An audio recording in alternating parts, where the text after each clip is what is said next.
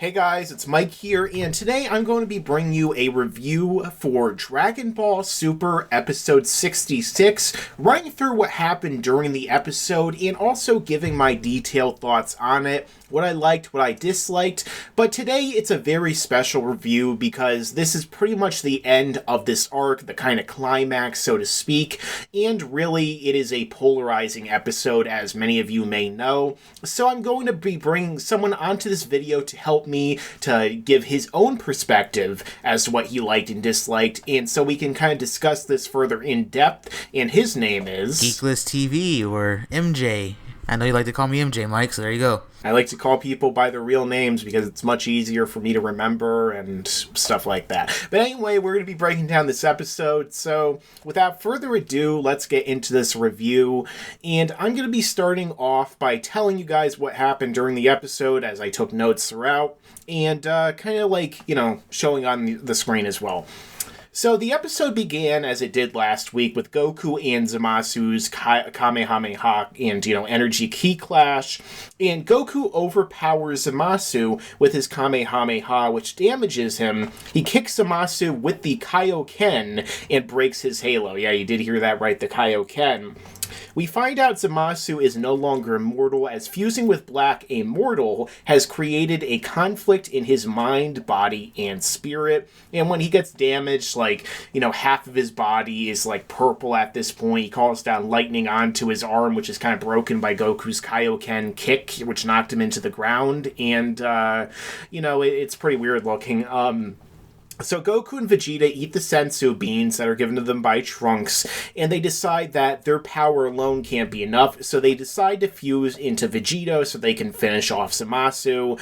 Goku asks Gowasu why he and Vegetto defused in the Buu Saga, and Gowasu says that non-Kaioshin cannot stay fused more than an hour. A little retcon right there, so to speak, but we'll get into that. They fuse into Vegetto and fight Zamasu. Vegetto stabs him with his own energy blade, which, we saw him use against Super Buuhan in the Buu Saga, and he tells Zamasu that he's no longer immortal. He says that a mortal named Son Goku will always remain a part of his body, but Zamasu says that Goku being a mortal and attaining the power of a god epitomizes the sins of mortals, and him becoming one with Goku and Goku's body, he has essentially taken on the sins of mortals and the failure of the gods into his own body, which he determines is the true duty of a god. Zamasu loses it, and he bulks up like Cell versus Gohan, at the end when he, can't take that Gohan is so much more powerful than he is, so he converts all of his power into his muscles and strength, kind of like Trunks' bulky form that he's shown in this episode as well, or this arc. Gowasu says Zamasu was too obsessed with the contradictions between gods and mortals that his form represents, so that's kind of like what we're seeing right now, the split in two, the way that he's now being obsessed with the radiation power. It was basically his mental state being reflected in his form. Bulma shows up and she's fixed the time machine, and Mai gives him the broken sword. She gives it to future Trunks. Trunks powers up and somehow creates an energy sword with it. Very reminiscent of Kuwabara from Yu Yu Hakusho, which again I recommend everyone. Gotta get that cheap plug in there.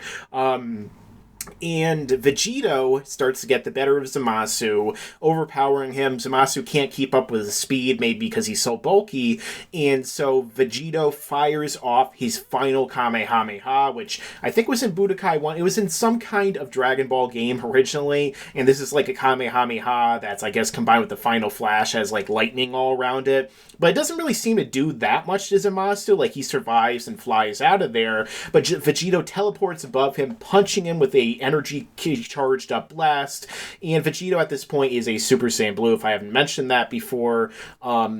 But right away, Vegetto defuses after he hits him with that punch, despite the fact that it hasn't been an hour yet. And as Gowasu explains, he used up all the energy of the fusion in that form, which leads them to defuse. Now, Zamasu goes to try and kill them with his own energy keyblade, but Trunks stops him with his own and starts to cut him, getting him an X slash on him, as you can see.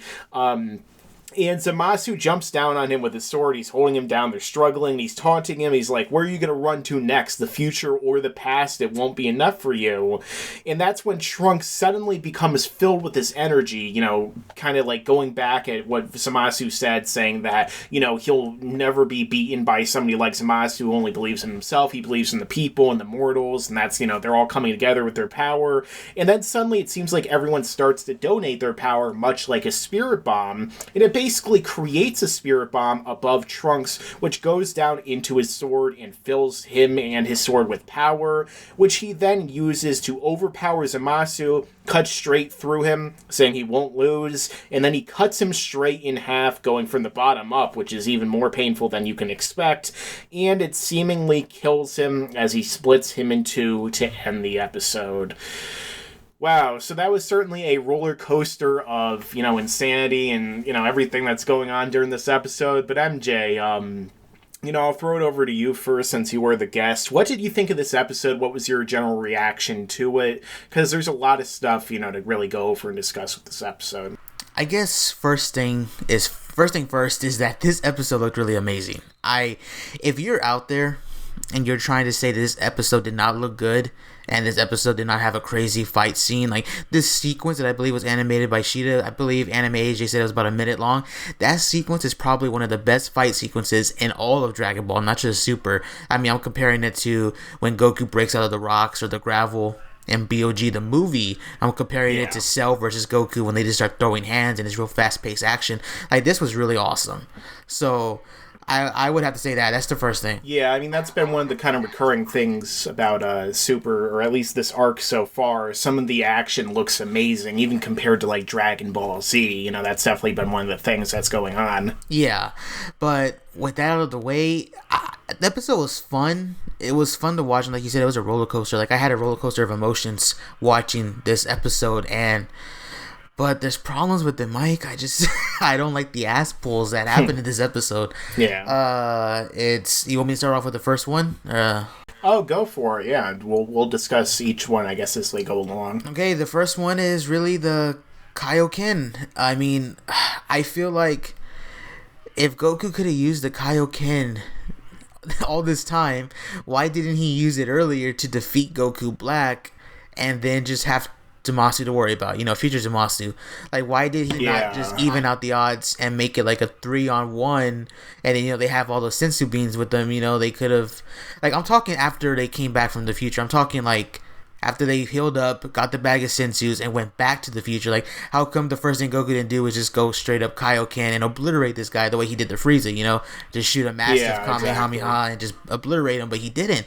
It's weird, and I mean, I don't know what to think about that, because it makes the arc just feel kind of weird. At first, I thought they were just not going to use the Kaioken anymore, not only due to the fact that it was mentioned that he shouldn't be able to use it because he'll probably never be able to fight again, and he'll have that key disease or whatever the hell that thing is called to worry about.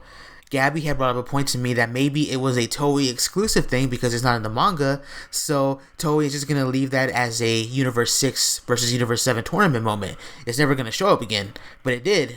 Why? We don't. It's weird. Yeah, I mean, like, thinking about it, that's one of the things I was wondering about. I almost considered doing a video about it, and I talked about it in my other reviews before this, that one of the things I felt was, like, why hasn't Goku used the Kaioken this entire arc?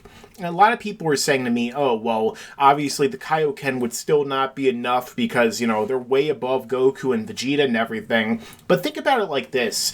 Goku did not train, like, at all during this, like, section. Like, Vegeta is the one who kept going back and training every time they went to the present or whatever. Like, Goku went and trained to learn the Mafuba, but that's not going to make him many times stronger or anything. And then when Goku finally does whip out the Kaioken, he uses it against a fusion of Black and Zamasu and is getting the better of him. Now, first off, it's weird enough when you think about it that Goku was, like, pretty much overpowering. Like, he straight up overpowered Zamasu, the fused Zamasu, when he said that I'm going to use my full power. Does that mean that Goku did not try or didn't use his full power the entire arc up until this point? And if not, why? Like, you know, I know that people will be like, well, Goku and Vegeta always hold back, so realistically, it doesn't make any sense, you know, like, for him to go all out. But it's like, you mean to tell me that Goku didn't even go all out when this guy was standing right in front of him, stabbing him in the chest, and was saying he murdered his son and his wife, like, right to his face, and he didn't even go all out then? That's true. You know, so I think he, like, it just, they're saying full power, but it seemed like he must have gone out all out prior to this, and, I don't know. It's just weird. Like, you know, the whole power differences between Zamasu, despite being a fusion, and Goku and Vegeta and Trunks really does not seem that significant in this episode. And, like, that's even further, like, expanded upon. But, I mean, it just, like, the whole time, it seems like when Goku finally uses Kaioken, and he uses it, there is no drawback, it seems like. You know, the whole thing is, oh, I can't use the Kaioken again because I might never be able to fight.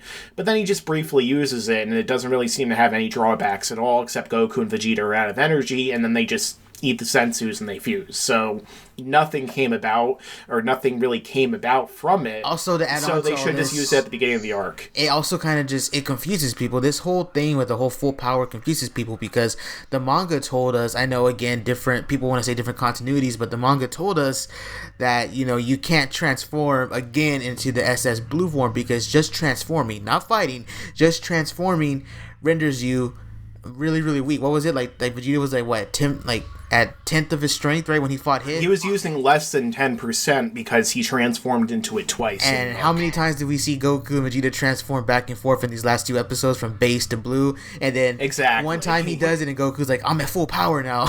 It's like... And the thing is, like, too, like, people were telling me, you know, when I said in that one episode where Vegeta and Black briefly, like, clash, and then, like, Vegeta goes back to his base form, people were telling me, oh, in the anime, that doesn't exist. That kind of inconsistency is nowhere to be found in the anime, because they never say that. But again, if you just rewatch the Universe 6 arc, they do say that, because when Goku is fighting against Hit, he makes it clear, you know, transforming into that form uses up a lot of stamina. Sure, it didn't execute it and explain it anywhere near as well as the manga did, but that's just a recurring theme of the anime. It's basically still the same thing. Like, for example, when we look at the timeline of Zamasu and all this other stuff that happened with Black and his origin, in the anime, they say, oh, we killed all of the gods, alright? But in the manga, they say that they went around and killed all the Kaioshin, or at least, you know, that's basically the explanation given. You know, there's that whole thing with the link. And then in the actual timeline that discusses the anime, which is different, you know, seemingly in its depiction from the manga, they even say, you know, that they killed the Kaioshin. So again, the anime just does not necessarily, like, sometimes elaborate to the degree that it really could or should. But yeah, like, I don't know. I feel like the Kaioken really is annoying sometimes when it comes to what's going on in this episode. Yeah, definitely. What was your next problem that you had with the episode? Well, as for my next problem with the episode, I mean, honestly, I feel like really Vegetto is probably a big part of that, like, going in chronological order, because think about, like, how it happened with Vegetto in, you know, in the Buu Saga and the anime and stuff like that. Like, it just, even though, like, he turns into a Super Saiyan Blue and it looks great and has all this other stuff that's going on in the background, you know, like, all these badass moves that they're performing, really, Vegetto is, like, 2 seconds. Like, we see Vegetto for 2 seconds, but honestly, like, my main issue with this episode really is the pacing, and I know that we can get down to, like, the nitty-gritty, we can say, like, all these little things, and we will talk about them, but, like, my main thing, MJ, like, I know that you're mostly talking about, like, the different elements of, like, you know, this was an issue here, this was an issue logically, but, like, mostly for me when I watch the shows, what I'm really concerned about is really, like, the execution and the way the story is portrayed and being told. My biggest problem with this episode is really that it's like one episode instead of 2 or 3. Like, it feels really movie quality, but at the same time, like, the movies are known for being really rushed, and their pacing is really off, and, like, you know, everything is concluded way too quickly. The villains don't get enough, like, you know, motivation, or don't get enough explanation because they have to go with that movie pacing. Yeah. I don't understand what they decided, like, why they decided to put this into one episode. Like, what is the main motivator for that? It's like, you know, early in this arc, all these episodes we saw had way too much padding in them. Like, you know, all the peel-off stuff was completely useless and ended up amounting to nothing at this episode. Like, half the stuff we saw early in the arc that, you know, like, everyone was telling me to stop complaining about went nowhere. Like, what did it accomplish? You know, like, what did any of the stuff with the peel-off gang really end up doing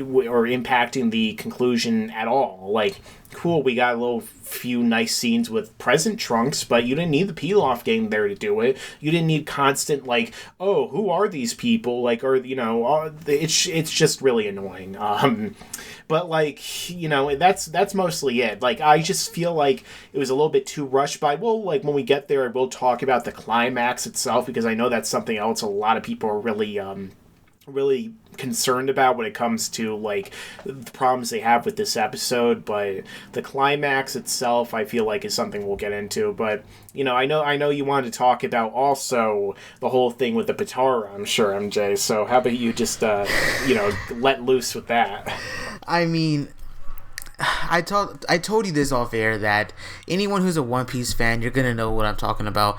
Toei dragged the Dressrosa arc exhaustingly long. I believe it was close to 3 years.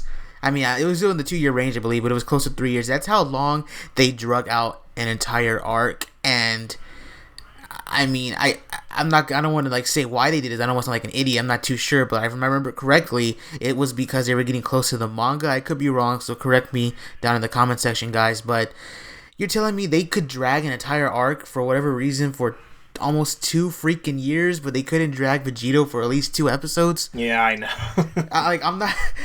And plus, we already know Toei's known for dragging stuff. Look what they did with the Frieza fight. The Frieza and Goku fight was exhaustingly long compared to the manga version. You know what I mean? Yeah. I just feel like they could have dragged this, and I'm not saying make it 2 damn years. No, guys, I'm not saying that. I'm saying, like, Mike, maybe till the end of December, like in this arc around Christmas time, you know? It's just really weird when you think about it. Like, the whole pacing of Dragon Ball Super thus far seems like it's just been really off at times. Like, they spend, like I said before, they spend too much time, a lot of the time, on the inconsequential stuff that doesn't matter, that no one really cares about.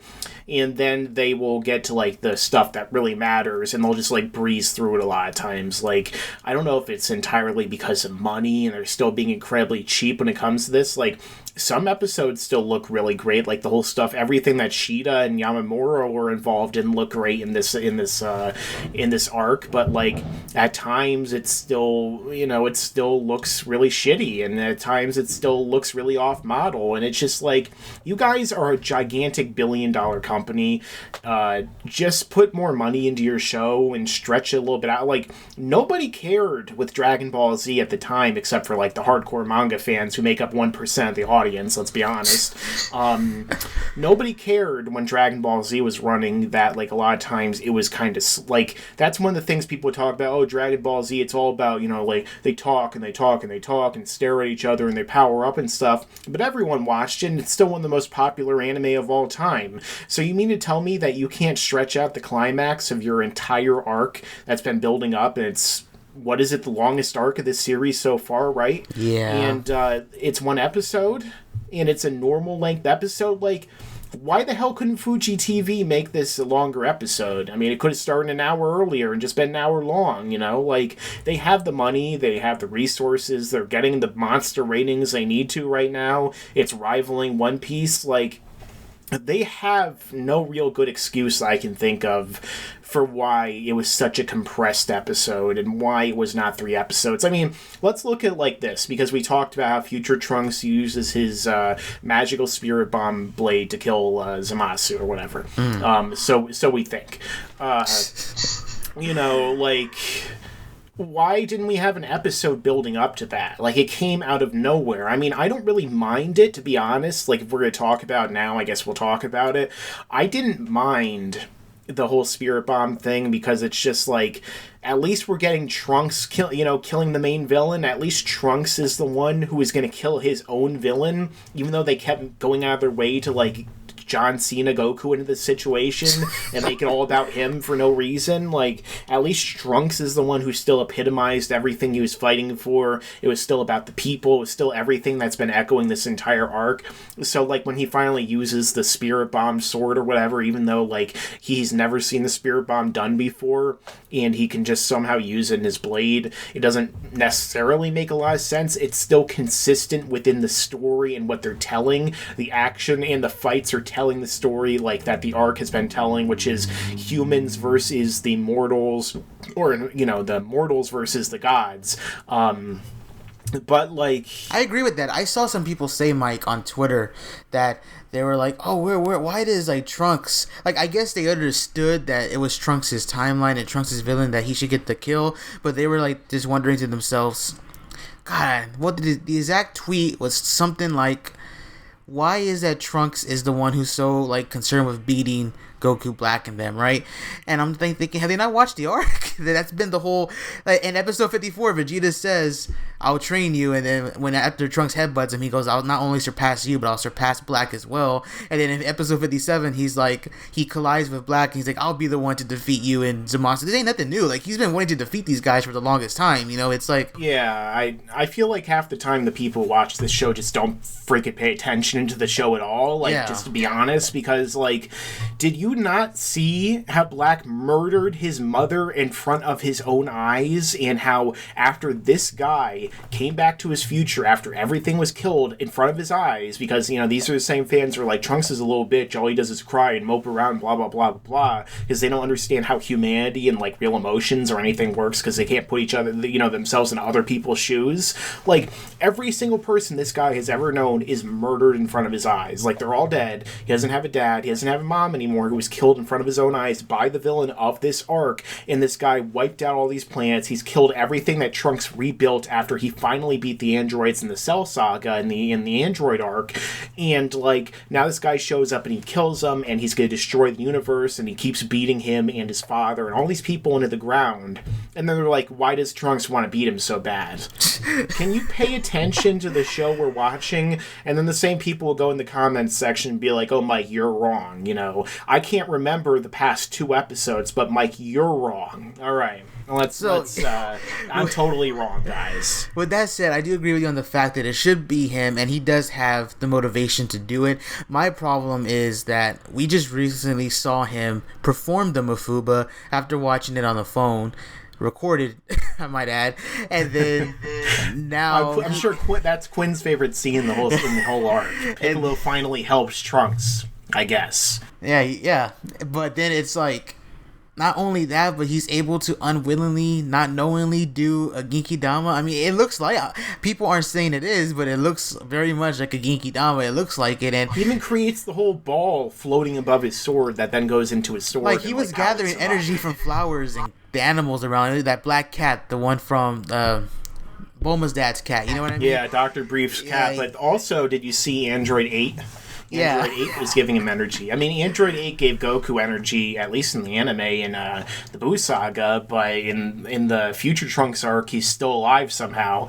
I guess the androids left him alive because they're like, oh, he's another one like us. And, I keep saying android instead of Jinzo Negan because the manga said android and it was in Japanese, so there you go. Well, let me ask you this. Like, are you fine with him learning that technique? Because I'm really not, because I just feel like he's gotten so many moves in this arc that... I actually made fun of the fact, I forgot who I did the video with, but I made fun of in one of my past videos about this arc that, oh, watch somebody in this arc with the spirit bomb, and it's like, Trunks is the one who does it. Like, I mean, Kaio-sama referred to that technique as being a technique as pretty difficult to learn. He said he was expecting Goku to learn the Kaioken. He did not expect him to learn the Genkidama, which is kind of weird, because it's like, not even he could do the Kaioken. I don't know, but he pretty much said that the Geekidama is a pretty hard technique to learn. He wasn't even expecting Goku to learn it within 100 days. It took Goku over 100 days to learn that move. And then Trunks learns it in, like, he learns it subconsciously. Like, he didn't even know how to do it. Like, he was freaked out. He's like, what is that? So Goku learns a move that Master Roshi himself barely even could learn and failed to use in like a day or half a day, and then Trunks learns it on a cell phone without even seeing it happen in real life in 5 minutes, you know. So I know that Goku versus Frieza on Namek was 5 minutes and people still don't want to believe that. I guess that Trunks can process the and watch the video of Piccolo over and over, like at light speed too, or like billions of times faster than the speed of light. Like, they should be able to move and think, even though Bulma can seem to see them. I don't know. Like, when it comes to it, do I like that it happened? Maybe. I just feel like the point is what matters, really. Trunks beats him. He beats his own villain. But you gotta think about it. Before he even used that, he was already stronger than Vegetto, seemingly. Like, before he even, like... There was that part where he's on the ground and Zamasu's overpowering him, the Merged Zamasu, and he has him with that key blade and he's like holding him down, and then Trunks powers up and starts like holding him back like a little bit, and he's like getting in shots. So like Trunks at that point seems like he's more powerful than Vegetto, and then he gets the additional Spirit Bomb. But like you pointed out a good point about how many people even donated to this Spirit Bomb, like a Keyblade attack. Like, what was it, 10 people? Yeah. MJ that actually donated to it? 10, 20 people at max, at least from what it looked like. I mean, Dr. Brief's cat, Goku and Vegeta had more Genki in them, like billions of times more than was required to beat Kid Buu, just in them alone or something. What if Dr. Brief's cat's like omnipotent? That's how he's been able to survive this whole entire like arc, you know, the androids. Dr. Brief's cat is actually the #1 battle power in the universe, and all the gods of destruction are cats, so he's the most powerful. He's the most powerful universe, and that's why as soon as it gathered energy from him, the ball just went boom, just blew up. You know what I'm saying? Yeah, it's a thing that happened, I guess. I don't know. Like, overall, in terms of the episode, I mean, like, one of the big things, though, that we need to mention, I'm sure people will want us to mention, they'll be like, why didn't you mention it? I mean, they'll probably say it, like, 12 minutes in, because who knows if they'll watch to this point, but, I'm just kidding. But, the whole thing is, like, the fusion of Goku and Vegeta, or Vegetto, apparently it only lasts an hour, and I guess we'll talk about this a little bit. Now, apparently what happens is, like, when Vegeta, like, or Goku asked him, okay, why did we defuse? And Gowasu says, well, if you're not Kaioshin, you will defuse after 1 hour. But then they defuse even earlier because they use up all the energy from the fusion, so it almost kind of makes fusion seem like completely pointless and like a useless transformation at this point, because... It really does. Like, I know that Vegeta was effortlessly beating Buu. Like, if we ignore even in the anime, like, when he's beating him in his base, like, in the manga, he's beating him as a Super Saiyan.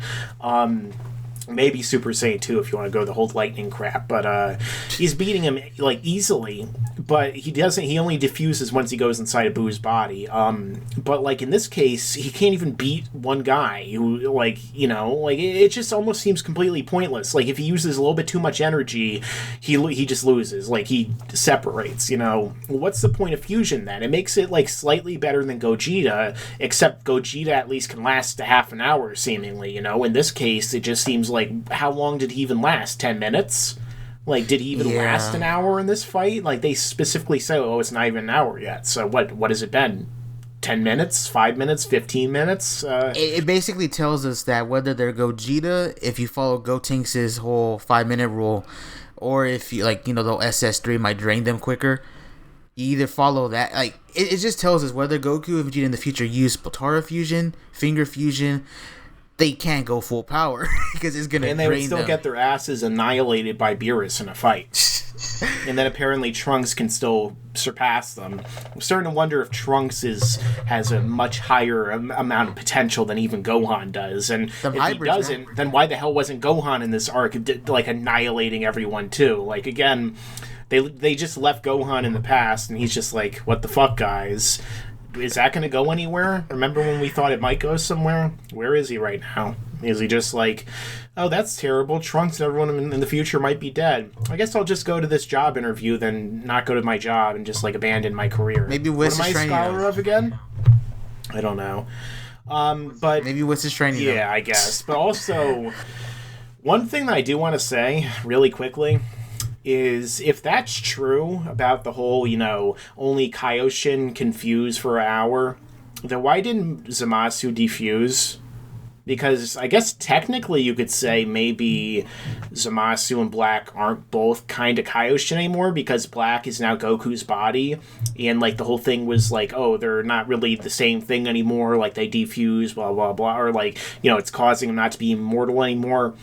But, technically it was like a Saiyan's body with a Kai, so why didn't they defuse, The only headcanon I could give you for the Zamasu fusion and the Elder Kai fusion is that with the Witch and the old Kai, it was still a Kai. And then with this, it's a temporary Kaioshin fusing with the Saiyan body. I think that's the only reason I can give you for why they're still fused. That's the only reason I can think of, because they are technically both temporary Kaioshin because of the fact that Gowasu tells them, here, I'll promote you really quick or temporarily just so you can go to the future with me. And so technically he is a Kaioshin right now, just I guess he wasn't actually. It's weird, like you know what I mean? Like, does that all it really takes? Is Gowasu just need to say, "I promote you now," and then give him the earring?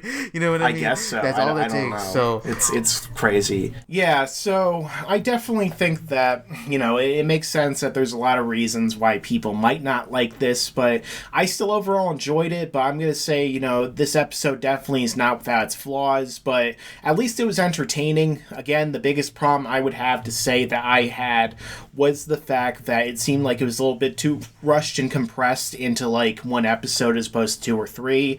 But in the end, it's just it's nothing we could really do about it.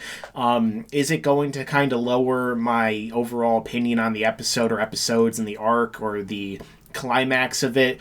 Perhaps. At the same time, that's just, I don't know. It's a conflicting, polarizing episode. But when I finally review this arc, I'm sure that I'll have my final thoughts on that. So what do you think, MJ? What are your conclusions about this episode? Had some moments that I did not like. However, it did have moments that I did like. And I am a Zamasu fanboy. You know this from how I rage about him all over on my videos on my channel. And he was awesome. He was awesome all the way down till the end, even if it was sort of a crappy ending.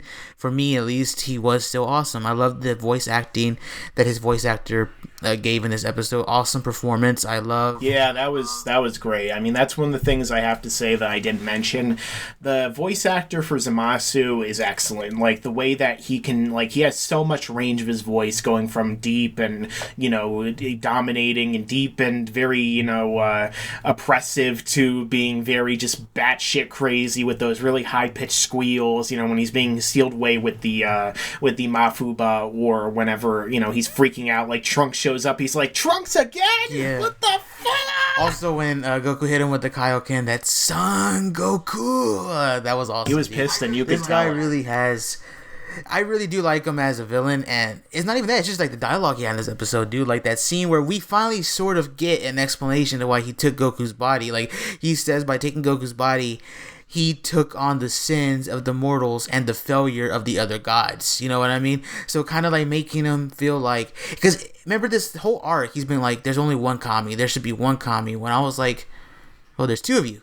There's Goku Black, but I kind of get it now why it was sort of teased that this was their trump card. It was almost like always their plan to become one god, like become one Kami, you know what I mean? To rebuild the universe in their image. And I like that. Like, this episode actually kind of gave an explanation to that. And I think it's a pretty cool explanation, The reason why he took Goku's body was so he can take on the sins of the mortals, I think that's pretty cool. Yeah, it's very reminiscent of Christianity and a number of other cultures, I suppose, or a number of other religious systems. times, it seemed like they were definitely putting in a lot of theological and philosophical questions and Agreed. little overtones in there, which was really interesting, especially for Dragon Ball. Yeah, it's a nice little touch for Dragon Ball. Yeah, like I said before off air, I think it's almost sometimes like this arc has felt like a different anime altogether, but some ways that's good, and some ways we'll have to see.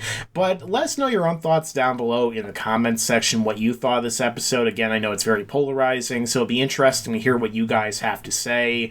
Definitely try and let us know, and also go over to MJ's channel and check out his content. He does reviews for Super, as well as, a number of other content, like he does power scaling. You've seen him on my channel a number of times by now, and if you haven't, I definitely say go over there. And if you're new, let's say that you're new to this channel and to these videos, I would say, I feel like you guys should probably subscribe to my channel, just because if you like this video, if you like the other videos on my channel, well, there's more that are going to be coming in the future, and the best way to get, access to those right away is to subscribe to my channel, also to support to the channel, supporting the channel, which will allow me to continue to make more content in the future. So also hit the notifications button, new or old alike, so that you can get these videos right away when they come out immediately. So I know that's a contradiction or oxymoron, whatever, but let me know your own thoughts down below, and as I always say, stick around, because there's a lot more to come in the future.